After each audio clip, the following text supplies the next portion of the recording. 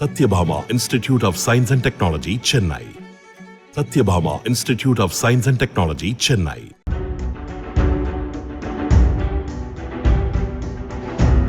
இலங்கையின் தலைமன்னார் முதல் தனுஷ்கோடி வரை கடலில் நீந்தி கடக்க முயன்ற முதியவர் நடுக்கடலில் நெஞ்சுவலி காரணமாக உயிரிழந்தார்.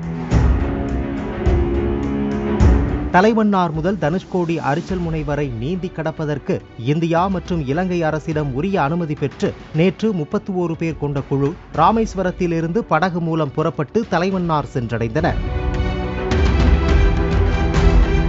அங்கிருந்து கடலில் ராமேஸ்வரம் நோக்கி நீந்த தொடங்கினர். நேற்று மாலை 3 மணியளவில் கடலில் நீந்திக் கொண்டிருந்த பெங்களூருவைச் சேர்ந்த 78 வயதான கோபால் ராவ் என்பவருக்கு திடீரென்று மாரடைப்பு ஏற்பட்டது. வலியால் துடித்த அவரை படகுக்கு கொண்டு வந்து பரிசோதித்த மருத்துவ குழுவினர் கோபால் ராவ் உயிரிழந்ததை உறுதிப்படுத்தினர். பின்னர் உடற்கூறாய்வுக்காக அவரின் உடல் ராமேஸ்வரம் அரசு மருத்துவமனைக்கு கொண்டு செல்லப்பட்டது. Satyabhama Institute of Science and Technology, Chennai. Satyabhama Institute of Science and Technology, Chennai.